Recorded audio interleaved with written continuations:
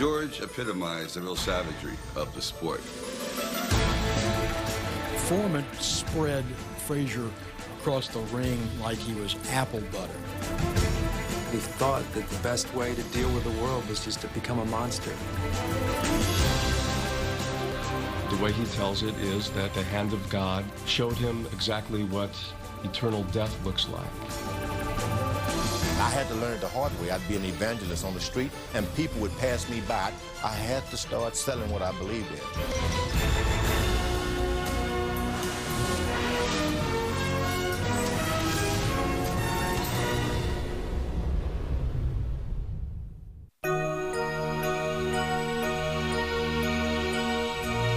We've never seen a metamorphosis of any sports star in our lives like George Foreman. I mean, one is the grizzly bear, the other is the teddy bear. The one thing you don't want to sell on is cheeseburger. Some people think of him as this guy who's very funny and very charming. Then there are the people who are stuck with the idea that he's this nefarious guy who's created this false image and he's really underneath a bully and an intimidator. Look at George now. The big, round, shaven head, the smile, the eyes that seem warm and inviting. But we know that just below the surface is the George who once really scared us. Foreman is going about his job! From the opening bell, Foreman's only plan was to destroy his opponent. He threw every punch with mean intentions. Cavallo being battered in his own corner. Joe Frazier's punch is like a Pontiac car coming at you at 100 miles an hour, and George Foreman is like a Mack truck coming at you at 50 miles an hour. He had hit me harder than any other fighter, even though he didn't knock me down, but with one shot, I thought he knocked all my teeth out. I got hit so hard by Foreman that the bone blew up inside my eye and burst from the inside out. And it was sticking out 1/4 inch out of my eye. There was a few people that were auditioning for Rocky 1. One was sparring with George Foreman. I said, what was it like? He goes, imagine someone taking a railroad tie and smashing it into your forehead consistently. He had that determined look where he wanted to get on with it and get it over with and end the fights as quickly as possible. Don't waste any time, just do it. If you look at the ring record book, it's all KO, KO, KO, KO. George Foreman was one guy who beat more guys before they got in the ring. These guys were in there having instant diarrhea, looking at this guy going, oh man, you know, what did I get myself into now? When George Foreman fought Ken Norton, Foreman's just glaring at Norton, and Norton will not look him in the eye. You can practically see his heart beating in his chest. George Foreman brought to the ring a sense of menace that had not been seen in the ring since Sonny Liston back in the early 1960s. George was at one time a sparring partner for Sonny Liston and adopted a lot of Sonny's mannerisms, the glare, the abruptness and rudeness. Liston was a guy who had done time for armed robbery, a guy who had been a real professional thug, and yet he'd been heavyweight champ of the world, and that's who George wanted to be. He'd seen this man already become heavyweight champion of the world, a successful boxer by being mean. So maybe he figured, well, I might as well be mean too. I'll get meaner. At 37-0 with 34 knockouts, George Foreman met another fighter who had yet to lose. Although a 24-year-old mountain of muscle, he was a 3-1 underdog against champion Joe Frazier on January 22nd, 1973 in Kingston, Jamaica. Anything to say, George? It was the first time that he had been in a fight that was that important and that big and that monumental. When he got up into the ring, I remember him telling me, I hope he's not looking down at my knees, because he could feel him knocking together. Most of the press corps thought Frazier was going to win because they just thought of Foreman as this huge, crude fighter. That Joe, at heart, was a terrific boxer, and he would just figure out a way to beat this kid. But when they met in the ring, it soon became clear that Foreman's 4-inch height advantage and longer reach made it difficult for the 5'11" champion to launch an effective inside attack. I think the collision of styles was in George Foreman's favor. That Frazier was going to come to him and that he was going to be able to hit Frazier. You couldn't have built a better opponent than Joe Frazier for George Foreman. It literally was like teeing off on a golf ball. Down goes Frazier! Down goes Frazier! Down goes Frazier! Foreman spread Frazier across the ring like he was apple butter. And he went down 6 times. I went back trying it again. Each time I went down, hey man, what I'm doing down there? Foreman is all over Joe Frazier. Frazier is down again. It is over in the second round. George Foreman is the heavyweight champion of the world. It took 4 minutes and 35 seconds for Foreman to become king of the boxing world. Then, in the afterglow of his coronation, it took even less time for the new champion to show how little he knew about wearing the crown. After the fight, there was a huge press conference, and he said, "Nobody talks unless you get my permission. I'm the champion now." I'd like to give you a V for victory, and that's all for tonight. I'll see everybody tomorrow. George Foreman, who couldn't read or write into his teens, had no sense of what the outside world was all about, thought the media following him was out to mess with his mind. I remember a press conference where somebody asked him a question, and George said, "I'll answer that outside if you have the courage to step outside." He thought that the best way to deal with the world was just to become a monster. But beneath it was always that softness that he was trying to hide. He could be the nicest kid in the world, and the next day you didn't want to be around him because he was sullen and he really didn't want to talk to you. He gave off the persona of someone who was just hateful and mean and didn't care what you thought, didn't care anything about the rules, didn't care anything about life and your life. George was searching for George. And it was harder to find mentally and psychologically than physically. He didn't know how to cope with the attention, the belt, with anything.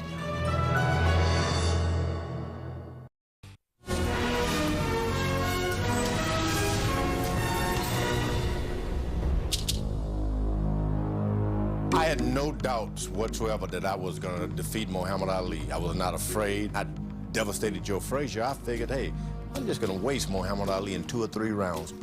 In 1974, a year after George Foreman knocked out Joe Frazier, boxing's most controversial personality was stalking the heavyweight crown that had been taken from him 7 years earlier. Scheduled for September in Kinshasa, Zaire, the match was promoted as the Rumble in the Jungle. Ali was not picked to win. He was actually picked to get killed in that fight. Foreman was the guy who destroyed Frazier, destroyed Kenny Norton. And all vicious left, sends Norton crumbling to the canvas. Well, everybody thought Ali was going to get killed by Big George Foreman, the most powerful guy of his time, etc. Everybody was hoping he wouldn't die. But if Foreman brimmed with confidence when he arrived in Zaire, he hadn't considered the magnetic power of his opponent. To the citizens of Kinshasa, Foreman was the heavyweight king in name only. Here was this guy who had none of Ali's style, none of his wit, none of his charm, and he's heavyweight champ. It was Ali's crown that he was holding.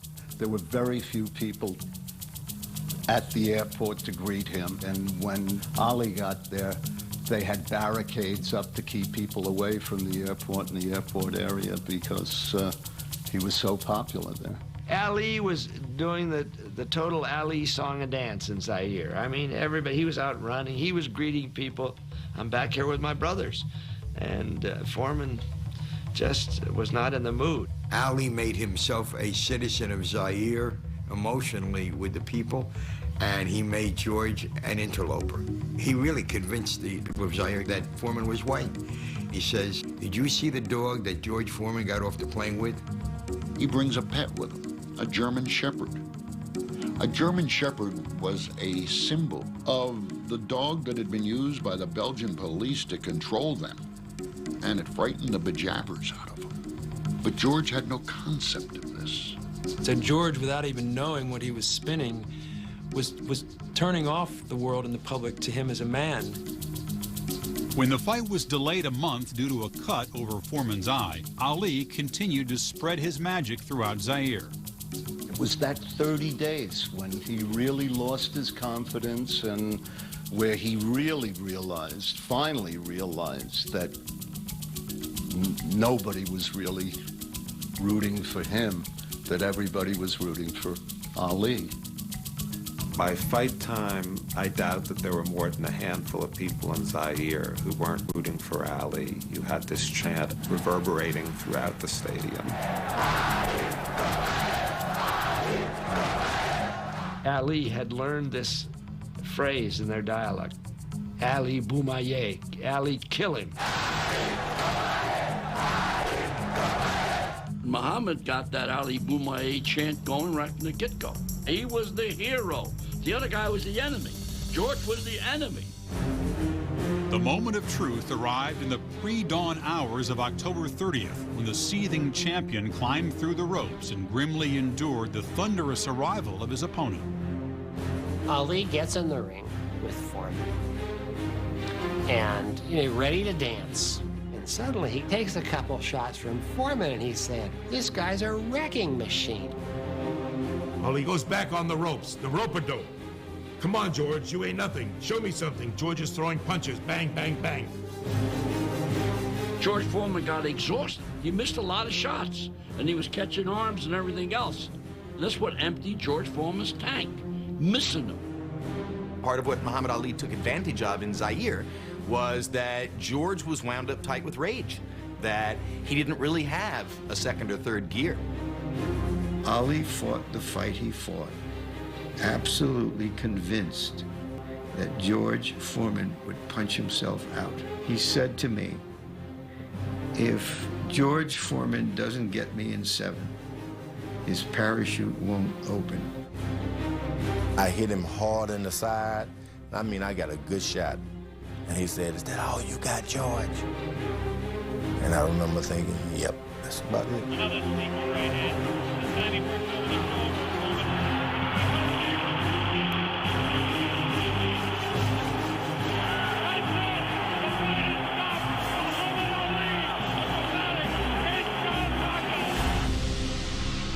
That night, George Foreman learned for the first time in his life that that facade was a joke and that he really was a vulnerable man behind that glowering monster. Ali just reached inside his heart and pulled away all the confidence that he had. He was the baddest of the bullies. He was the meanest of the fighters.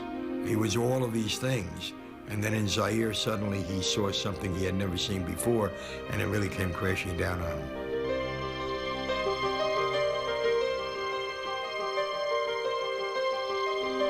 The next day, he goes to his dressing room.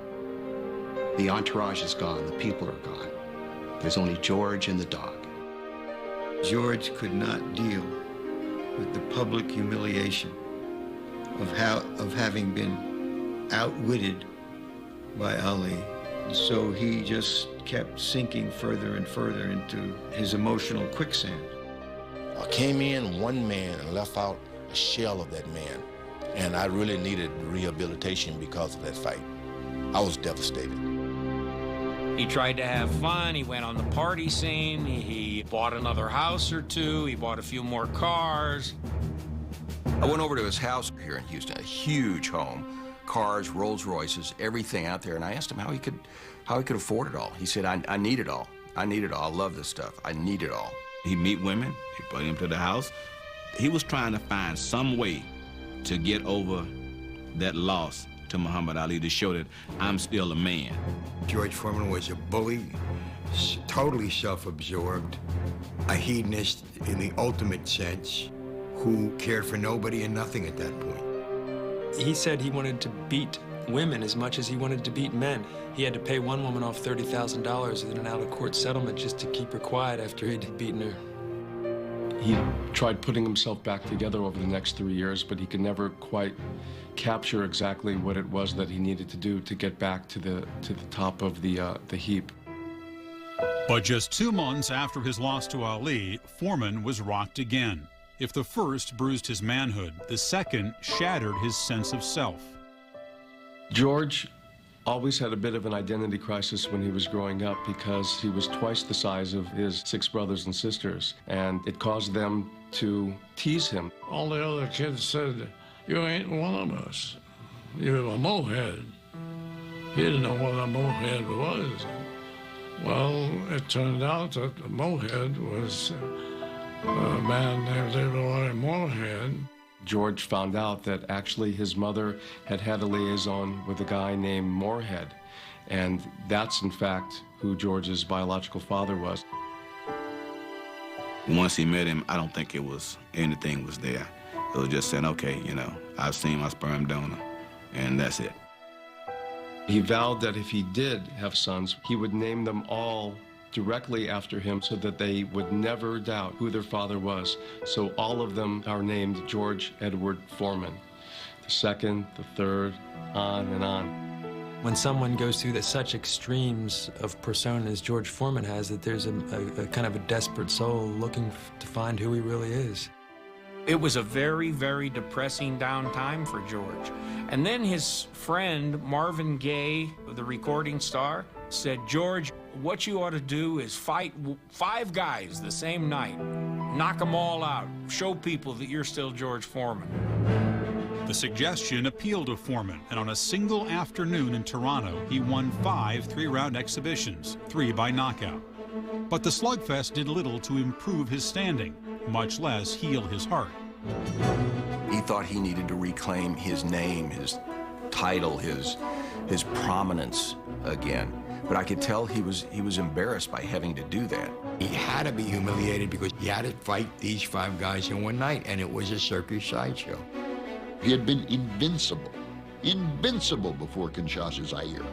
Now he was a laughing stock, and he brought it on himself. Game.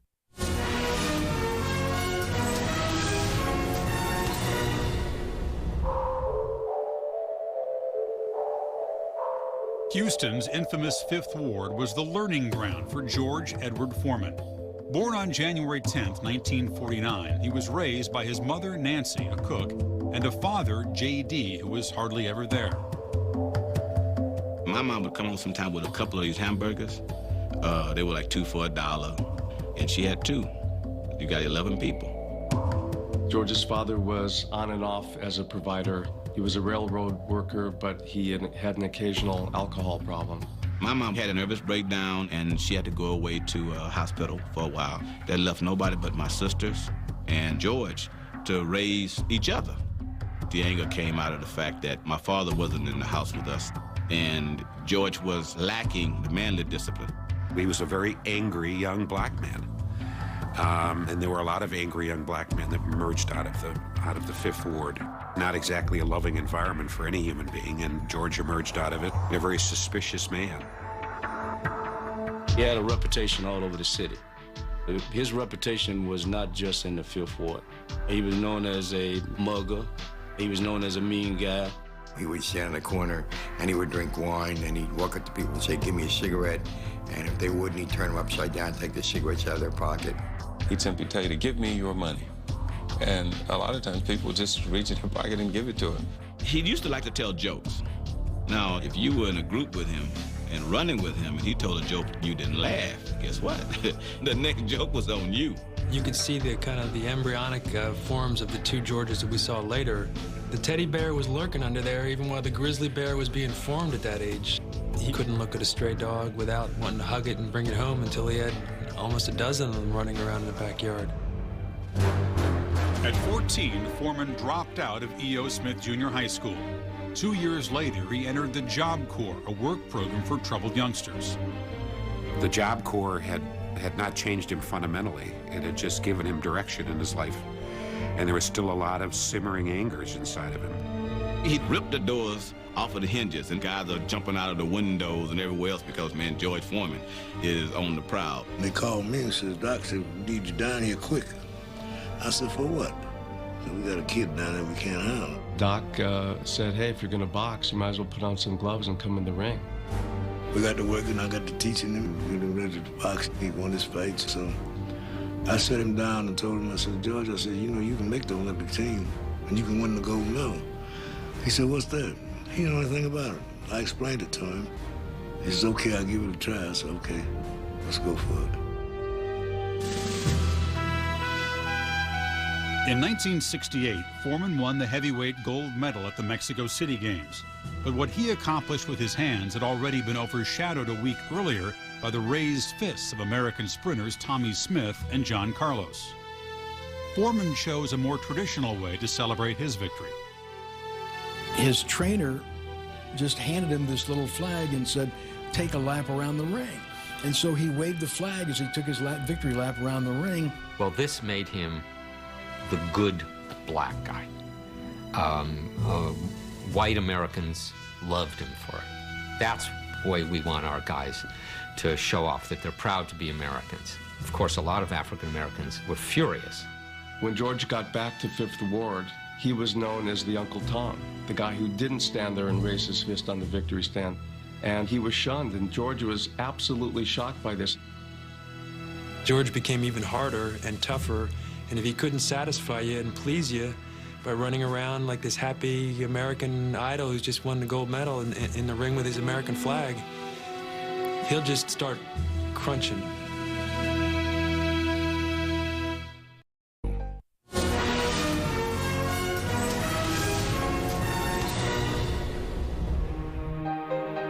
In his quest for a return bout with Muhammad Ali, George Foreman won 5 straight fights, all by knockout.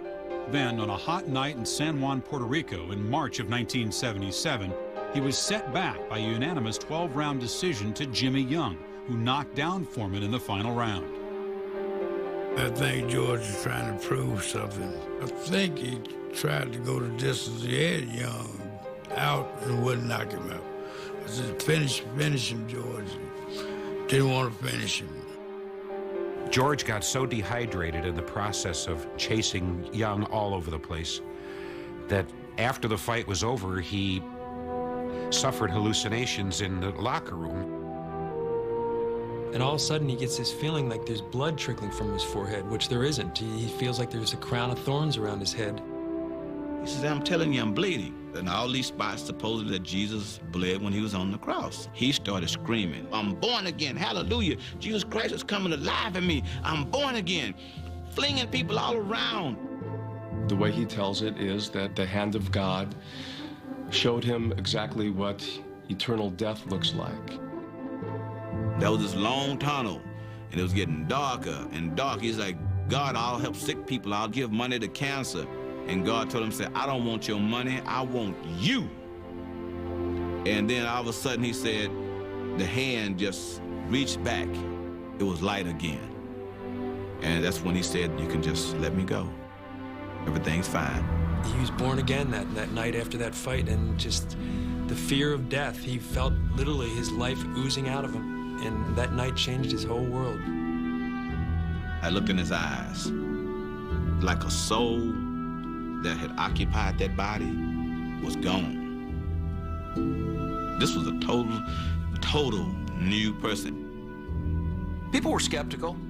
People thought, here's this George Foreman, he's a boxer. All of a sudden, he's found God. Now there's got to be a gimmick to it.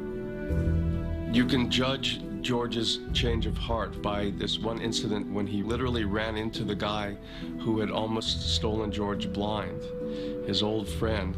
And the guy, when he saw George, started running away, and George took that long arm and pulled him back, and he said, come here, Leroy, you're my friend, you're my buddy. 2 months after his loss to Young, Foreman fervently announced he was leaving the ring to fight exclusively for God. I would never get out there and take my shirt off in front of all them people like that. Sometimes I wonder, how did I ever do that? Take my shirt off like that and hit a man. He decided to simplify his life. He got rid of the sports cars. He didn't watch television for 10 years.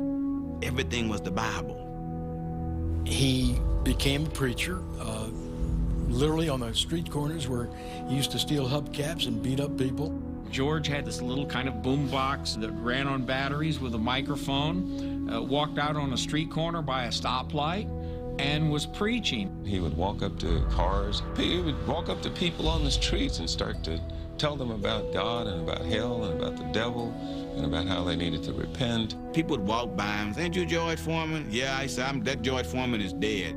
People got this thing that George was a nut, man. They said, man, I saw George Foreman on the corner, he's crazy. I was a little concerned about whether or not somebody might have had him picked up one day on a mental health warrant. He had read a biblical passage, when you have finished the work that God has you here for, you will know it and it will be time. He checks into the hotel and he decides he's going to die. Closes the door, doesn't eat, reads the Bible. 2 or 3 days later, he's still alive. So he says, well, you know, I must have done this wrong somehow.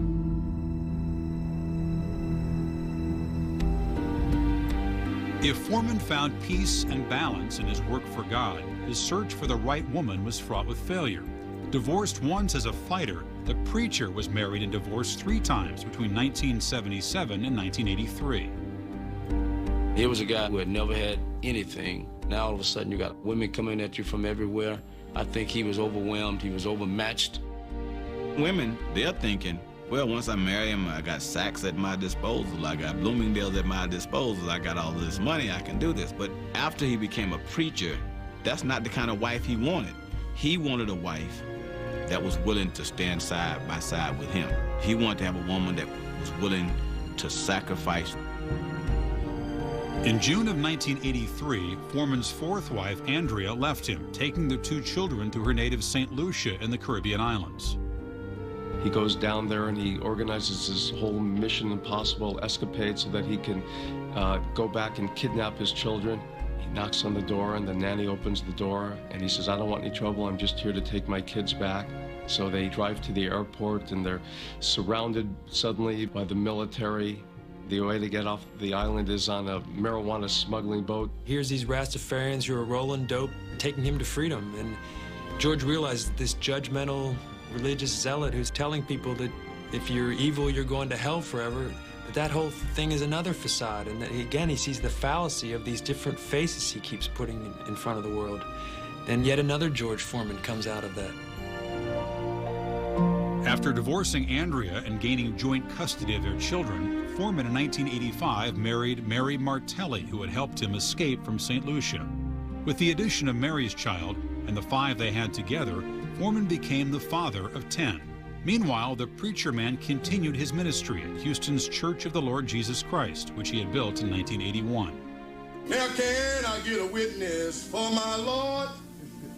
Who will be a witness for my Lord? I think the people who see the brusque, surly side of George probably think that religion is just another part of George's showbiz, that it's a part of his public persona. But I don't think that's the case. I think that George is deeply religious. We went to San Quentin to make a testimony for the prisoners. Then George jumped down there with them, and people started crying, and it was a big, big hullabaloo. And we went over there the next morning, and we baptized about 50 to 75 guys. He baptized me in his church. I never felt I would be baptized, but the spirituality and the humanity that he has shown have allowed me to communicate with him on a very deep spiritual level. After all these years, he found what he had been searching for, and there was some peace in his life.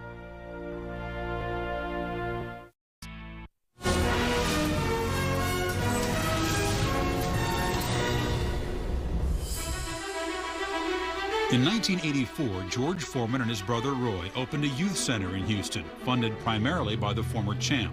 By 1986, the center had taken a heavy toll on Foreman's finances. His accountant said, George, if you keep putting money into this youth center, man, you're not going to have a dime. And he came in one day, and he says, I know what I can do to raise money.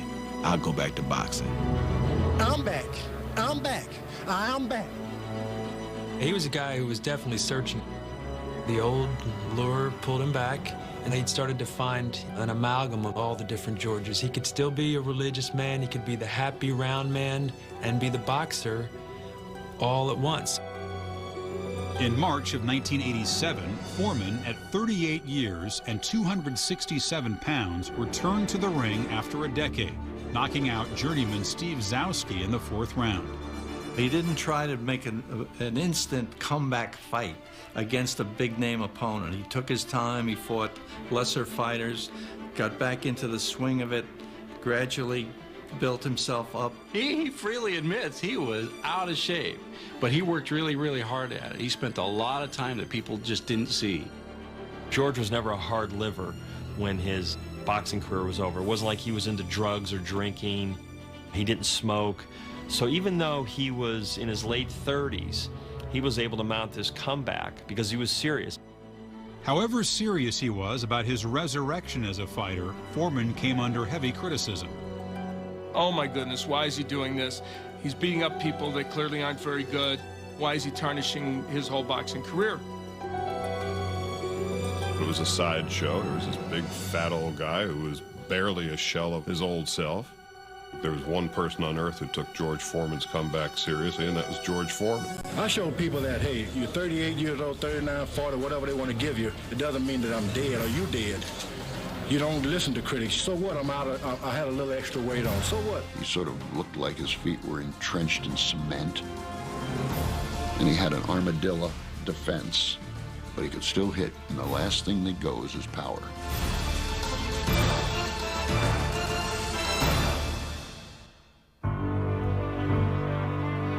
I remember in one conversation that we had, he said, you know, you can be a water truck or you can be a fire truck.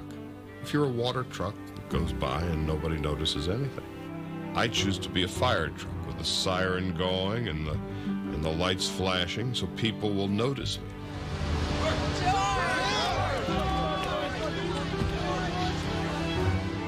F. Scott Fitzgerald said that there are no second acts in American public lives. More so than anyone else, George Foreman disproved that.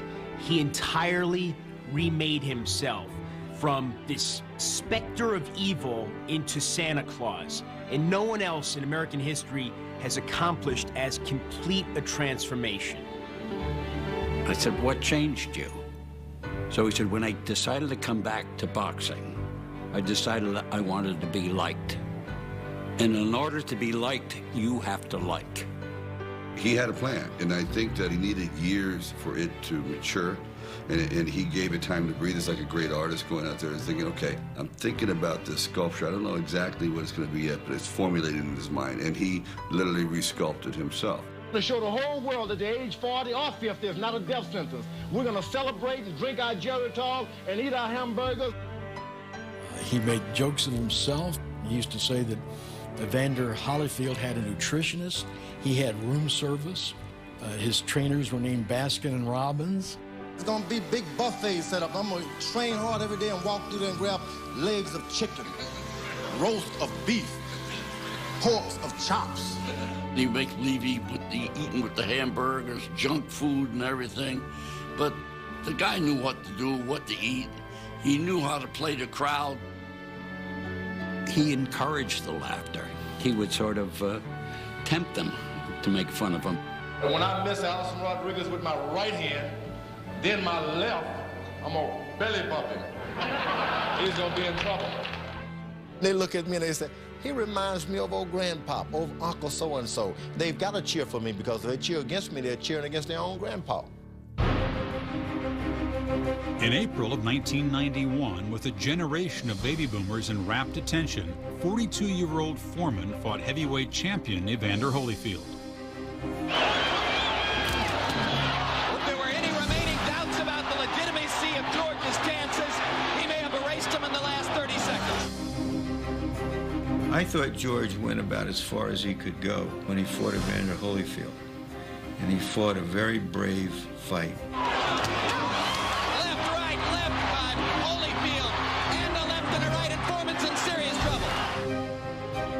Although the 28-year-old champion kept his title by winning a unanimous 12-round decision, Foreman in no way resembled the loser he had been 17 years earlier in Kinshasa. And he went in there and was extremely competitive with Evander Holyfield, had a chance to win the fight. And I think that's when people said, hey, boy, if we didn't know it before, this guy is really legit and he really can fight. He's now proved himself going into the cauldron against the heavyweight champion and nearly winning. And He's reinforced his nice guy image, heartfelt as it was in the ring. We now have become fans of his. George completely became what he needed to be in order to be loved, to be liked, to be adored, and to be successful. Assuming for a moment that he was, in fact, searching all his life for respect, he has hit the pot on the other side of the rainbow. There was a calculated transition. The same way as I knew that he wasn't this monster in his first life, I also knew that he wasn't exactly this guy handing out apples on a corner stand. I don't think people totally changed. Right under the surface of George is probably somebody who is not totally at ease. He's always slightly suspicious. If you watch carefully, when the cameras aren't rolling and he thinks people aren't watching, he's still got that side to him that says, don't tread on me. George Foreman is not Santa Claus. He is not a guy you want to cross. George Foreman is a con artist. He's been able to plaster that grin on his face and do very well for himself.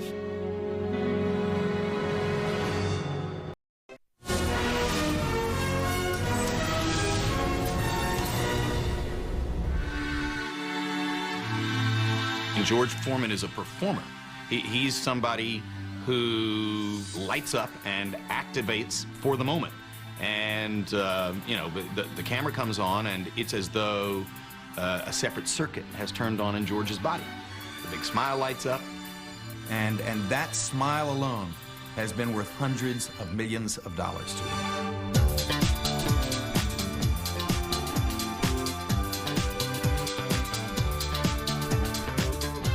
Right in the middle of his comeback, George makes the cover of Forbes magazine, not as a boxer, not as a heavyweight contender, but as a businessman. In 1999, George Foreman hit the jackpot. He signed a $137.5 million agreement to help market the George Foreman Lean Mean grilling machine. The ex-champ turned preacher has also earned millions more, endorsing other products from meat to mufflers. George Foreman ranks in the top 25 of all time in terms of total money taken in from athlete endorsements. He used to make $25,000 a year when he was a heavyweight champion, and now he makes more than $25,000 a day. Boxers traditionally have a hard time being commercially marketable in terms of products and going beyond the fringes of boxing. George Foreman changed that to a great extent because he became very marketable, and he did it through his personality. He learned from Muhammad Ali. He saw what Ali did and the way people viewed him, and he saw how he was viewed after he got beaten by Ali. People really didn't want anything to do with him because he was this sort of hard guy. So when he decided to come back, you know, he changed his whole modus operandi. I had to learn it the hard way. I'd be an evangelist on the street, and people would pass me by. I had to start talking and selling what I believed in. And I'm sold now. I can sell anything. For someone who had come a long way from those lean days in Houston's Fifth Ward, one dream remained unrealized.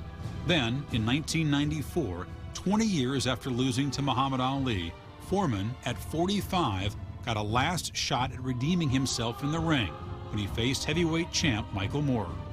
He was a haunted guy. Well, from that moment in Zaire, Ali was a ghost living in his head. He kept indicating all week he had to erase what happened in Zaire.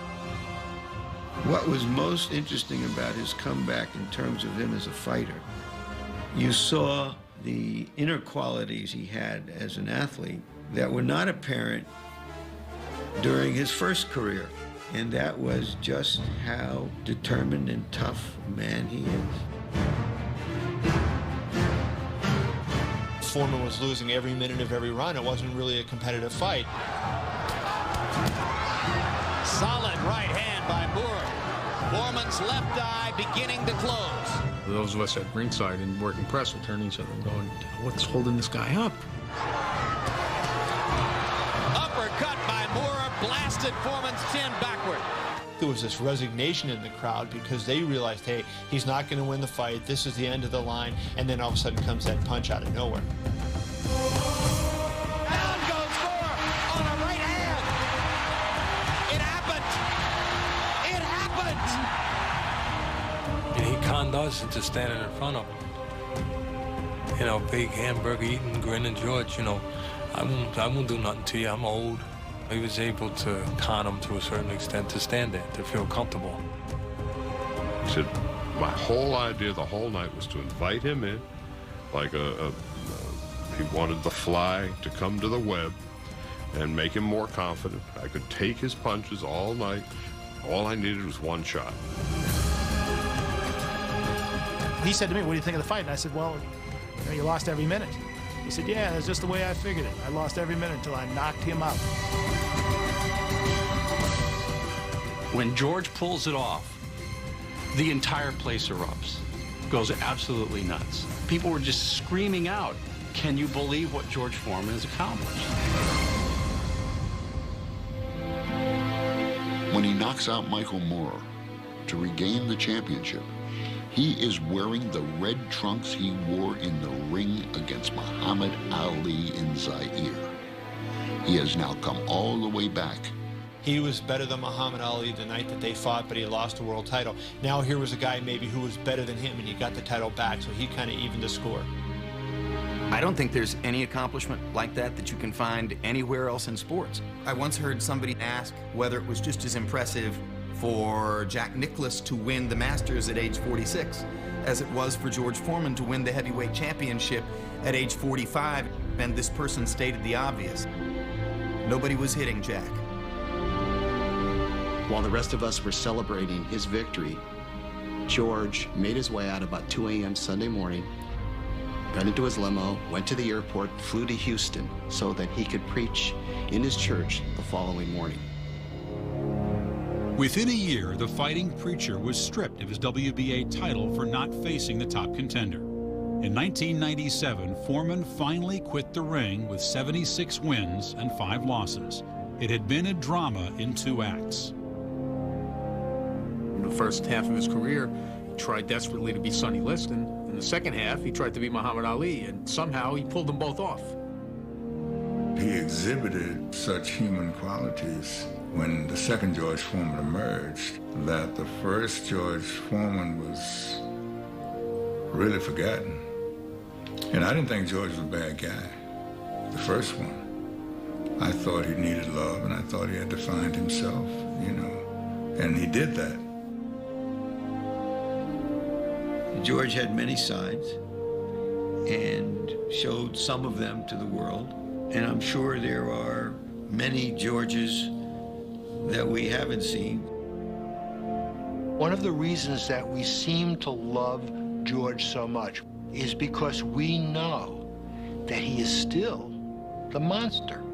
He can still pulverize us. And yet, in choosing not to, he makes us feel good.